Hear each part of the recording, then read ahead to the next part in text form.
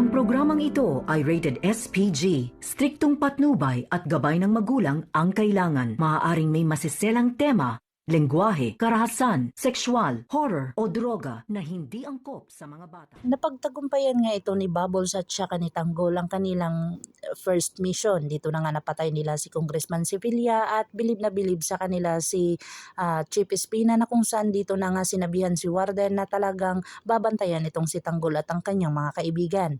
Agad-agad naman itong pumunta si Warden sa selda kung saan pinaalam niya dito sa lahat na huwag gagalawin si Tanggol at ang kanyang mga kaibigan.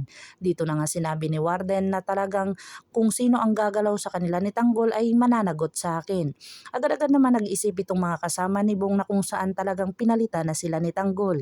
Dito na sila nag-isip talaga kung paano nila kikitilin ang buhay ni Tanggol, na kung saan talagang magugulat si Bong sa kanyang pagbalik.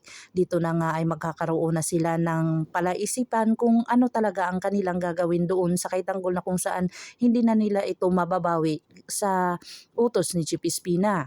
Talagang si Mando ay nag-oobserba sa tungkol kay Rigor at saka kay Lena. Dito na nga niya napatunayan na talagang may relasyon itong dalawa. Dito na nga napaisip si Mando na kung saan kawawa naman ang kanyang kumari na si Marites at walang kaalam-alam ay niloloko na pala ni Rigor. Agad-agad naman itong si Rigor ay talagang hindi niya inaakala na alam na pala ni Mando ang lahat, na kung saan kampante pa rin ito. Dito na nga si Santino ay nagkaroon nga doon ng away sa kanilang pinagtatrabuhan, kung saan dito na nga siya ay talagang magkaroon ng aksidente dito, na kung saan magiging 50-50 nga itong si Santino, na kung saan takang-taka naman itong kanyang ina na si Marites at nginig na nginig ito dahil sa may binalita sa kanya na nasa ospital daw ang kanyang anak.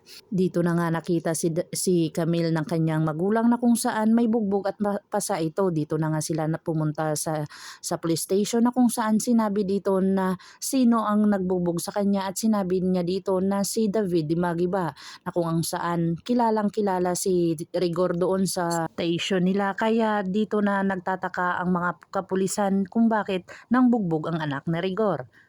Nagkita naman si David at saka kanyang ama-amahan na si Ramon, na kung saan dito na nga siya ay tinuruan ng bumaril.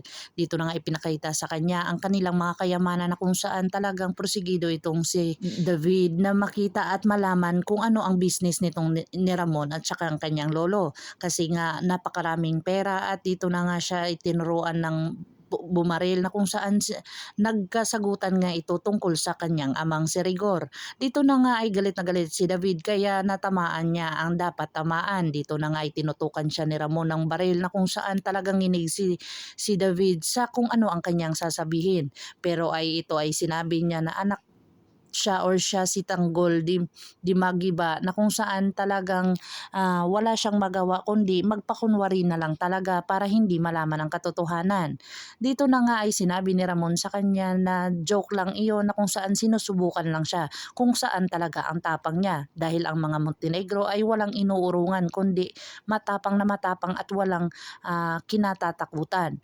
Abangan natin ang mga susunod pa na episode na ito, ang Batang Quiapo. Kung bago lang kayo sa aking channel, please like, share, and subscribe para ma-update po kayo sa mga susunod pa. Yan lamang po at maraming salamat.